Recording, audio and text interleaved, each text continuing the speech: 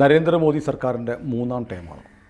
മൂന്നാം വട്ടം പ്രധാനമന്ത്രിയാവുന്ന നരേന്ദ്രമോദി വല്ലാതെ ദുർബലനാണ് എന്നുള്ള നാറേറ്റീവ് നമ്മുടെ രാജ്യത്ത് പ്രതിപക്ഷ കക്ഷികൾ കൊണ്ടു നടക്കുന്നുണ്ട്. മാധ്യമങ്ങൾക്ക് വലിയ പങ്കുണ്ട്. അപ്പോൾ ഏതായാലും ഭരിക്കാനുള്ള ഭൂരിപക്ഷം NDA മുന്നണിക്കുണ്ട്. മോദി ഭരിക്കുകയാണ്. പക്ഷേ 40 ദിവസം കഴിഞ്ഞിരിക്കുന്നു മോദി സർക്കാർ അധികാരത്തിൽ മൂന്നാം വട്ടം വന്നിരുന്നു.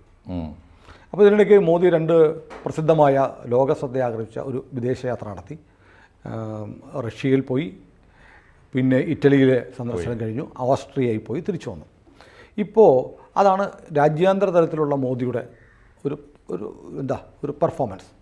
ഇന്ത്യയിലെ സർക്കാരിൻ്റെ പെർഫോമൻസ് വിലയിരുത്താൻ സമയമായിട്ടില്ല. പക്ഷേ ഈ മൂന്നാം മോദി സർക്കാരിൻ്റെ ഒരു ഹൈലൈറ്റ് എന്ന് പറയാവുന്ന 2-3 സംഭവങ്ങൾ ഞാൻ പറയാം. 10 ഭീകരാക്രമണങ്ങൾ കഴിഞ്ഞ 40 ദിവസത്തിനിടെ ഉണ്ടായി. 14 പട്ടാളക്കാർ, ഉന്നത ഉദ്യോഗസ്ഥർ ഉൾപ്പെടെ കൊല്ലപ്പെട്ടു. 18ഓളം പേർക്ക് പരിക്കുണ്ട്. 10-ലേറെ സിവിലിയൻസ്, സാധാരണക്കാരും മരിച്ചു. 44 പേർക്ക് പരിക്കുണ്ട്. നമ്മൾ ഈ സംസാരിക്കുന്ന സമയത്തും കാശ്മീരിലെ ജമ്മുവിലെ ഡോഡ ജില്ലയിൽ ഭീകരരുമായി സൈന്യം ഏറ്റുമുട്ടിക്കൊണ്ടിരിക്കുകയാണ്. ഇതുവരെ സൈന്യത്തിന് നേരെ കഴിഞ്ഞ ദിവസം 5 പേരെ കൊലപ്പെടുത്തിയ, ക്യാപ്റ്റൻ ഉൾപ്പെടെയുള്ള ആളുകളെ കൊലപ്പെടുത്തിയ ഭീകരരെ പിടികൂടാൻ കഴിഞ്ഞിട്ടില്ല. 50ഓളം ഭീകരർ തെരഞ്ഞെടുപ്പിന് തൊട്ട് മുമ്പ് തന്നെ പാകിസ്ഥാനിൽ നിന്ന് ഓപ്പറേഷൻ ഫാൽക്കൺ എന്ന് പേരിട്ട പദ്ധതിയുടെ ഭാഗമായി പാകിസ്ഥാൻ ഇന്ത്യയിലേക്ക് കടത്തിവിട്ടു. അതിൽ കുറേ പേരെ നമ്മൾ ന്യൂട്രലൈസ് ചെയ്തു കൊന്നു. ബാക്കിയുള്ളവരെ കിട്ടിയിട്ടില്ല. അവരാണ് ഓരോ ആക്രമണങ്ങൾ നടത്തിക്കൊണ്ടിരിക്കുന്നത്. ഇതാണ് ഒരു ചിത്രം. അപ്പോൾ മോദി ദുർബലനാണ് എന്ന് പറയുമ്പോൾ തല പൊക്കുന്നത് ആരാണ്? കഴിഞ്ഞ 10 വർഷം ഇതൊന്നും ഉണ്ടായിരുന്നില്ല. അതിശക്തനായ നരേന്ദ്രമോദി, 56 ഇഞ്ച് നെഞ്ചളവുള്ള മോദി അതിശക്തനായിരുന്നപ്പോൾ തലപൊക്കാതിരുന്ന തീവ്രവാദവും വിധ്വംസക ശക്തികളും രാജ്യത്ത് തല പൊക്കുകയാണോ? നല്ല ചോദ്യമാണ്. എനിക്ക് തോന്നിയത്, ഒന്ന്, മോദി ദുർബലനായിരിക്കുന്നു എന്ന് നമ്മുടെ രാജ്യത്തെ പ്രതിപക്ഷവും നമ്മുടെ മാധ്യമങ്ങളും കൊണ്ടുപിടിച്ച് പ്രചരിപ്പിച്ചപ്പോൾ 2 കാര്യങ്ങൾ സംഭവിച്ചിട്ടുണ്ടാവും. ഒന്ന്, ശത്രുക്കളും ശത്രു രാജ്യങ്ങളും അത് വിശ്വസിച്ചിരിക്കണം. അപ്പോൾ ഈ സമയത്ത് കയറി അടിച്ചാൽ ഇവൻ ദുർബലനാണ്, ഇവൻ്റെ വലിയ തിരിച്ചടിക്ക് അവന് ധൈര്യമില്ല എന്നോ ശക്തിയില്ല എന്നോ തോന്നിയിട്ടുണ്ടാവാം. അതായിരിക്കണം ഈ ഭീകരാക്രമണം ഇത്രയേറെ വർദ്ധിക്കാൻ. അതും ചെറിയൊരു ടൈം സ്പാനിലാണല്ലോ ഇത്രയേറെ. 40 ദിവസം കൊണ്ടാണ് ഇപ്പോൾ ഇത്രയേറെ ആക്രമണങ്ങൾ ഉണ്ടാകുന്നത്. 40 ദിവസം കൊണ്ട് 10 ഭീകരാക്രമണം എന്ന് പറയുമ്പോൾ ഓരോ 4 ദിവസവും ഓരോ ആക്രമണം. ഒന്ന്. രണ്ടാമത്തെ കാര്യം, ഈ കഴിഞ്ഞ തെരഞ്ഞെടുപ്പ് കാലത്ത് തെരഞ്ഞെടുപ്പിൽ പോലും മോദിയെക്കുറിച്ച് ജനങ്ങൾ വലിയ പോസിറ്റീവായി കണ്ട ഒരു ദേശമാണ് കാശ്മീർ. കാശ്മീരിൽ കൊണ്ടുവന്ന പരിഷ്കാരങ്ങൾ, അത് അവിടെ സമാധാനം പുനഃസ്ഥാപിക്കപ്പെട്ടു, ജനജീവിതം സാധാരണഗതിയിലായി, ടൂറിസ്റ്റുകൾ വലിയ തോതിൽ കാശ്മീരിലേക്ക് ഒഴുകി. അത് തടഞ്ഞിട്ട് വീണ്ടും ഒന്നും ഇല്ല. ഇദ്ദേഹം ദുർബലനായതോടെ പഴയതൊക്കെ വീണ്ടും തിരിച്ചു വന്നിരിക്കുന്നു. അല്ല, അവിടെ ഒരു വ്യത്യാസമുണ്ട്. ഇപ്പോൾ നടക്കുന്ന ഭീകരാക്രമണങ്ങൾ കാശ്മീരിലല്ല, ജമ്മുവിലാണ്. കാശ്മീർ ഇപ്പോഴും ക്ലീനാണ്, ഇൻടാക്റ്റ് ആയിട്ട് നിൽക്കുകയാണ്. അപ്പോൾ ഇതുവരെ ഭീകരാക്രമണ ഭീഷണി ഇല്ലാതിരുന്ന ജമ്മുവിലേക്ക് അവിടെ ഈ പറയുന്ന അത്ര സൈനിക സന്നാഹങ്ങളൊന്നുമില്ല, ആവശ്യമില്ല. കാരണം അതൊരു ഹിന്ദു ഭൂരിപക്ഷമാണ്. അവിടെയാണ് ഇപ്പോൾ ഭീകരാക്രമണം നടക്കുന്നത്. അപ്പോൾ മോദി ക്ഷീണിച്ചു എന്നതുകൊണ്ട് കാശ്മീരിലല്ല, ജമ്മു ആൻഡ് കാശ്മീരാണല്ലോ, ജമ്മു മേഖലയിലാണ് നടക്കുന്നത്. അപ്പോൾ ഇതിനകത്തൊരു പ്രധാനപ്പെട്ട കാര്യം എനിക്ക് തോന്നുന്നത്, മോദി ദുർബലനാണ് എന്ന് പ്രതിപക്ഷം പ്രചരിപ്പിച്ചപ്പോൾ മാഷിൻ്റെ തന്നെ ഭാഷയിൽ പറഞ്ഞാൽ അത് രാജ്യവിരുദ്ധ ശക്തികൾ മുതലെടുക്കുന്നു. ക്ഷീണിച്ച ഒരു മോദിയാണ് ആർക്ക് വേണ്ടത്? രാജ്യത്തിൻ്റെ ശത്രുക്കൾക്ക് വേണ്ടത്. പ്രതിപക്ഷം അതിന് ചൂട്ടുപിടിച്ചു കൊടുക്കുകയാണ്. മോദി ക്ഷീണിച്ചേ എന്ന് പറഞ്ഞാൽ ഇറ്റ്സ് ആൻ ഇൻവിറ്റേഷൻ.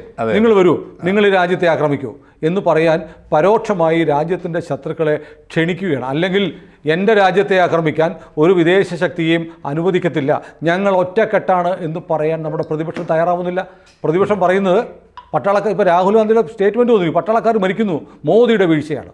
അതല്ലല്ലോ ഒരു പ്രതിപക്ഷ നേതാവ് പറയേണ്ടത്. അല്ല, പക്ഷേ എനിക്ക് തോന്നുന്നത് ഈ തുടക്കത്തിൽ തന്നെ ഈ തെരഞ്ഞെടുപ്പിൽ മോദി ദുർബലനായി തിരിച്ചു വരുന്നു എന്നൊരു സന്ദേശം പ്രചരിപ്പിക്കാൻ ശ്രമിച്ചവർ വളരെ വേഗത്തിൽ നാവടക്കേണ്ടി വന്നിട്ടുണ്ട്. വലിയ തിരിച്ചടിയാണ് അവർക്ക്. ഒന്ന്, മന്ത്രിസഭയുടെ വരവ്, മന്ത്രിസഭാ രൂപീകരണം, പ്രധാന വകുപ്പുകൾ, ആരൊക്കെ, അതൊക്കെയാണ് ആ നെറേറ്റീവ് മുഴുവൻ. ഒടുവിൽ സ്പീക്കർ ഉൾപ്പെടെ ഒരു കോംപ്രമൈസിന് നിൽക്കാതെ BJP തന്നെ നേരിട്ട് ഭരിക്കുമെന്നും സഖ്യകക്ഷികൾക്ക് വേണമെങ്കിൽ അവരുടെ തന്നെ നന്മയ്ക്ക് വേണ്ടി വേണമെങ്കിൽ ഇവിടെ നിൽക്കാമെന്ന മെസ്സേജാണല്ലോ കൊടുത്തത്. എല്ലാത്തിലും, വകുപ്പുകളിൽ, സത്യപ്രതിജ്ഞാ ചടങ്ങിൽ, അന്ന് ക്യാബിനറ്റ് തീരുമാനിക്കുമ്പോൾ എല്ലാ കാര്യത്തിലും ഇത് കൊടുത്തു. അതുകൊണ്ടുണ്ടായ അന്ന് തന്നെ അത് തകർത്ത് കളഞ്ഞിട്ടുണ്ട്. എനിക്ക് തോന്നുന്നു ഞാൻ ഇതുവരെ കണ്ടിട്ടില്ലാത്ത ഒരു പക്ഷേ 2 തവണ മോദി വന്നതിനേക്കാളും പ്രഭാവത്തോടെയാണ് ഇത്തവണ വന്നത്. രാഷ്ട്രീയമായ സീറ്റുകളുടെ കുറവ് തീർച്ചയായിട്ടും ആ തിരിച്ചടികൾക്ക് എനിക്ക് തോന്നുന്നു അദ്ദേഹം മനസ്സിലാക്കുന്നത് അദ്ദേഹം പോലും നനച്ച് ഇരിക്കാത്ത കോണുകളിൽ നിന്നാണ് അദ്ദേഹത്തിന് തിരിച്ചടി ഉണ്ടായത്. ഒന്ന് യുപിയിലെ സംഭവിച്ചത്, 2 അദ്ദേഹത്തിൻ്റെ തന്നെ വാരാണസിയിൽ ഭൂരിപക്ഷം കുറഞ്ഞത്. എനിക്കും ഇന്നും പിടികിട്ടിയിട്ടില്ല കേട്ടോ എന്തുകൊണ്ടാണെന്ന്, പക്ഷേ അദ്ദേഹത്തിന് അറിയാമായിരിക്കും. അതുകൊണ്ട് ഇനി അടിക്കേണ്ടത് എവിടെയാണെന്നും എങ്ങനെയാണ് നീങ്ങേണ്ടതെന്നും അദ്ദേഹത്തിന് കൃത്യമായിട്ട് അറിയാം. വേറൊരു കാര്യം, ഈ 3/2 ഭൂരിപക്ഷം ഇല്ലാതിരുന്നാൽ ഇനി മൗലികമായ പരിഷ്കാരങ്ങളൊന്നും സാധ്യമല്ലല്ലോ എന്ന് വിചാരിച്ചവർക്ക് ഒരു വിട്ടുവീഴ്ചയും ഇല്ലാതെ എങ്ങനെയാണോ ഇതുവരെ ഭരിച്ചു വന്നത് അതിനേക്കാളും ശക്തമായി ഭരിച്ചു മുന്നോട്ട് പോകുമെന്നൊരു സന്ദേശമാണ് അദ്ദേഹം കൊടുത്തിരിക്കുന്നത്. വേറൊരു കാര്യം എനിക്ക് തോന്നുന്നത്, സാർ ഈ 40 ദിവസത്തെ കണക്കെടുക്കുമ്പോൾ എൻ്റെ ഓർമ്മയിൽ ഒരു പക്ഷേ ഇന്ത്യ ചരിത്രത്തിൽ ഏറ്റവും ഡിപ്ലോമാറ്റിക് ആയിട്ടുള്ള ചില നിലപാടുകൾ എടുത്തത് ഈ 40 ദിവസത്തിനുള്ളിലാണ്. അത് ഒന്ന്, നമ്മൾ ഈ ഉക്രൈനോടും റഷ്യയോടും ഒരേ സമയത്ത് കാണിച്ചൊരു സമീപനം, അതാണ് ഭാരതീയത, അതാണ് ഇന്ത്യ. നമ്മൾ ലോകത്തിലെ എല്ലാ രാജ്യങ്ങളും നമുക്ക് സഹോദര രാജ്യങ്ങളാണ്. എല്ലാ രാജ്യങ്ങളുടെ നേതാക്കളെയും നമ്മൾ ഒരുപോലെ കാണും. അത് റഷ്യൻ പ്രസിഡന്റ് ആയാലും ഉക്രൈൻ പ്രസിഡന്റ് ആയാലും. പക്ഷേ രണ്ടാളോടും ഒരു കാര്യം പറയും, യുദ്ധം ഒന്നിനും പരിഹാരമല്ല കേട്ടോ. സാർ ശ്രദ്ധിച്ചോന്നറിയില്ല, നരേന്ദ്രമോദിയുടെ ഈ പുട്ടിനോടുള്ള സന്ദേശത്തിലും അതുണ്ട്. ഉക്രൈൻ ഇദ്ദേഹത്തിന് കൊടുത്ത സെലൻസ്കിക്ക് കൊടുത്ത സന്ദേശത്തിലും അതുണ്ട്. അത് ഒന്ന്. രണ്ടാമത്, ഇപ്പോൾ നമ്മളെന്നും ചർച്ച ചെയ്യുന്നൊരു വിഷയമാണ് ഇസ്രായേൽ ഫലസ്തീൻ ഇഷ്യൂ. നമ്മൾ സ്വീകരിച്ച നിലപാടെന്താ? പാലസ്തീൻ എന്ന രാജ്യത്തിന് ഐക്യരാഷ്ട്രസഭയിൽ ഒരു രാജ്യത്തിന്റെ അംഗീകാരം കൊടുക്കാൻ വേണ്ടി നടന്ന വോട്ടെടുപ്പിൽ കൊടുക്കണം എന്ന് പറയുക. എല്ലാ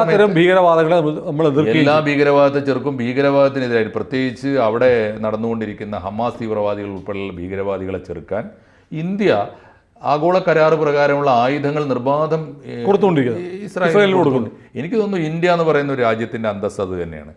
ആരും നമ്മളെ ഭരിക്കാൻ വരണ്ട, ആരോടുള്ള വിധേയത്വം, ചേരാ നയം എന്ന് പണ്ട് പറയേണ്ടായിരുന്നുള്ളൂ, അപ്പോഴും ഒരു ചേരിയിൽ ഒട്ടി നിൽക്കുകയായിരുന്നല്ലോ. മറിച്ച് ചേരാ നയം. ഇപ്പോൾ ഞാൻ 2 വസ്തുതകൾ വെച്ചിട്ടാണ് പറയുന്നത്.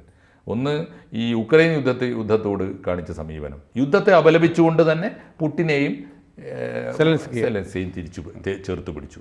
ഇസ്രായേലിൻ്റെ അംഗീകാരത്തിന് വേണ്ടി അത് ന്യായമാണ്. ഇപ്പോൾ ഫലസ്തീൻ എന്ന് പറയുന്ന രാജ്യത്തിന് ഐക്യരാഷ്ട്രസഭയിൽ അംഗീകാരം കൊടുക്കുന്നതിന് ഞങ്ങളെതിരല്ല, കൊടുത്തോ. പക്ഷേ തീവ്രവാദികളെ ഇറക്കി വിട്ടിട്ട് അയൽപക്കത്തെ രാജ്യത്ത് പോയി അക്രമം കാണിക്കരുത് എന്ന് ഈ 2 സന്ദേശവും. അതോ ശരി, രാജ്യാന്തര തലത്തിൽ നമുക്കുണ്ടാവുന്ന യശസ്സും നമ്മുടെ നിലപാടുമാണ്. പക്ഷേ രാജ്യത്തിനകത്ത് ഈ 40 ദിവസത്തിനുള്ളിൽ 10 ഭീകരാക്രമണം, നമ്മുടെ പട്ടാളക്കാർ ഇത്ര പെട്ടെന്ന് ഇത്രയും ചെറിയ ഗ്യാപ്പിൽ കൊല്ലപ്പെടുന്നതും ഒക്കെ കഴിഞ്ഞ 10 വർഷം കേൾക്കാത്തതാണ്. അതിൽ ഈ പ്രചാരണത്തിന് വലിയ പങ്കുണ്ടാവും. അത്തരം പ്രചാരണങ്ങൾ നടത്തുന്ന ഏത് ഗവൺമെൻറ്റും തിരഞ്ഞെടുക്കപ്പെട്ട് കഴിഞ്ഞാൽ രാജ്യത്തിൻ്റെ ഗവൺമെൻറ്റാണെന്നും രാജ്യത്തിൻ്റെ സുരക്ഷ ഈ തിരഞ്ഞെടുക്കപ്പെട്ട ഭൂരിപക്ഷം കുറഞ്ഞോ കൂടിയോ ഭരിച്ചുകൊണ്ടിരിക്കുന്ന നരേന്ദ്രമോദിയുടെ മാത്രം ബാധ്യതയല്ല എന്നും ഈ രാജ്യത്ത് ജീവിക്കുന്ന എല്ലാ പൗരന്മാർക്കുമാണ് സമാധാനം വേണ്ടത് എന്ന തോന്നൽ പ്രതിപക്ഷത്തിനുണ്ടാവണം, ഇവിടുത്തെ മുഴുവൻ ജനാധിപത്യവാദികൾക്കും ഉണ്ടാവണം. രാഹുൽ ഗാന്ധി എന്ന് പഠിക്കൂ ഇത്? എനിക്കറിഞ്ഞൂടാ. രാഹുൽ ഗാന്ധി കുറെ കൂടി ഡെമോക്രാറ്റിക്കായ നിലപാടിലേക്ക് വരും എന്നാണ് എൻ്റെ വിശ്വാസം. അദ്ദേഹം ഈ മന്ത്രിസഭ അധികാരം ഏറ്റ ദിവസം തന്നെ സ്വീകരിക്കേണ്ടിയിരുന്ന സമീപനം അങ്ങനെയല്ല. ഒരു പക്ഷേ രാഹുൽ ഗാന്ധി ആ സത്യപ്രതിജ്ഞാ ചടങ്ങിലേക്ക് കടന്നു വരുമ്പോൾ അവിടെ കൂടി ആയിരക്കണക്കിന് മനുഷ്യർ അദ്ദേഹത്തെ ആദരിക്കുമായിരുന്നു, ബഹുമാനപൂർവ്വം അദ്ദേഹത്തിന് അപ്ലോസ് കൊടുക്കുമായിരുന്നു. വന്നില്ല, പോണ്ടാൻ തീരുമാനിച്ചു. അവിടെ മല്ലികാർജുൻ ഖാർഗെയെ കെട്ടി എഴുന്നള്ളിച്ചൊരു പ്രതിനിധിയായിട്ട് കാണിച്ചു. അതെന്താ ഉണ്ടായത്? ഈ സത്യപ്രതിജ്ഞ എന്ന് പറയുന്ന ലോകം മുഴുവൻ ശ്രദ്ധിക്കപ്പെട്ട ലോകത്തിന്റെ മുഴുവൻ പ്രതിനിധികൾ വന്നൊരു ചടങ്ങിൽ ഇന്ത്യയുടെ പ്രതിപക്ഷ നേതാവ് പങ്കെടുത്തില്ല. തുടക്കത്തിലേ പഠിച്ചു. അത് അവർ പാളിച്ച തന്നെയാണ്. ഇനിയും പഠിച്ചാൽ നല്ലത്. പാളിച്ചയല്ല, ഞങ്ങൾ ഈ സർക്കാരിനെ അംഗീകരിക്കത്തില്ല. ഏത് രാജ്യവിരുദ്ധ ശക്തികൾ വന്നാലും ഞങ്ങൾ അതിനെ സ്വാഗതം ചെയ്യും. ആ നയവുമായിട്ട് എത്ര കാലം ആർക്ക് മുന്നോട്ട് പോകാൻ പറ്റും? തിരഞ്ഞെടുക്കപ്പെട്ട സർക്കാർ എൻ്റെ കൂടി സർക്കാരാണെന്ന് അംഗീകരിക്കാത്ത ഒരാൾ എന്ന് ജനാധിപത്യവാദിയാകും? ഞാൻ എല്ലാവരോടും ചോദിക്കുന്നതാണ്. എനിക്കതിലപ്പുറത്തൊരു നിലപാട്. ഞാൻ പറഞ്ഞു, ഏത് പാർട്ടി കാണിച്ചാലും തിരഞ്ഞെടുക്കപ്പെട്ടോ പൊളിഞ്ഞു പോയൊരു വാദം സാറ് ശ്രദ്ധിച്ചിട്ടില്ലേ ഈ തെരഞ്ഞെടുപ്പിൽ? ആളുകൾ ആവർത്തിച്ച് പറയേണ്ടതാണത്. വോട്ടിംഗ് മെഷീനാണ് നരേന്ദ്രമോദിയെ ജയിപ്പിച്ചുകൊണ്ടേയിരിക്കുന്നതെന്ന് പറഞ്ഞിരുന്നില്ല. എവിടെ പോയി വോട്ടിംഗ് മെഷീൻ്റെ കണക്ക്? അങ്ങനെയാണെങ്കിൽ യു-പിയിൽ ഈ വോട്ടിംഗ് മെഷീൻ യോഗി ആദിത്യനാഥും നരേന്ദ്രമോദിയും അമിത്ഷായും ഒക്കെ ഒരുമിച്ച് നടത്തിയ തെരഞ്ഞെടുപ്പല്ലേ? അവർക്ക് കളിച്ചൂടെ? അപ്പോൾ അതിൻ്റെ അർത്ഥം ആ മാതിരി അധാർമികമായ ആരോപണമല്ല. 30 ലക്ഷം കോടിയുടെ ഒരു അഴിമതി ആരോപണം വന്നു. ആ എക്സിറ്റ് പോൾ വന്നപ്പോൾ ഷെയർ മാർക്കറ്റ് കൂടി, പിന്നീട് കുറഞ്ഞു 30 ലക്ഷം കോടി എന്ന് അതിന് ജോയിൻറ്റ് പാർലമെൻ്ററി കമ്മിറ്റി അംഗീകരിക്കണമെന്ന് പറഞ്ഞ് രാഹുൽ ഇപ്പോൾ അതേക്കുറിച്ച് മിണ്ടുന്നില്ല. ഇല്ല, ഇത് പലതും വിഴുങ്ങിക്കൊണ്ടിരിക്കുക. തെരഞ്ഞെടുപ്പിന്റെ തലേന്ന് വരെ പറഞ്ഞാണ് പറഞ്ഞത്, വ്യാപകമായി പ്രചരിപ്പിച്ചതാണ്. വോട്ടിംഗ് മെഷീൻ മാറ്റാതെ നരേന്ദ്രമോദിക്ക് തോൽപ്പിക്കാൻ പറ്റില്ല. ഇപ്പം എന്തായി അത് ആലോചിച്ച് നോക്കൂ. അപ്പോൾ ആ പറഞ്ഞൊന്നും സ്വയം പറഞ്ഞ മുഴുവൻ ആരോപണങ്ങളും വിഴുങ്ങേണ്ടി വരുന്ന നിലപാടിലേക്ക് ഒരാളും പോകരുത്. കാരണം എന്നും പറയാൻ പറ്റിയതാണ് നിലപാട്, അതാണ് രാഷ്ട്രീയം. അത് കോൺഗ്രസും പ്രതിപക്ഷ നേതാക്കളും പഠിച്ചാൽ, ഇന്ത്യ മുന്നണി പഠിച്ചാൽ നല്ലതാണ്. പഠിക്കുമെന്ന് ഞാൻ കരുതുന്നില്ല. വെറുതെ പ്രതീക്ഷിച്ചു കൊള്ളട്ടെ. അതെ, പ്രതീക്ഷിക്കുന്നതിന് ടാക്സ് വേണ്ടല്ലോ. തീർച്ചയായിട്ടും.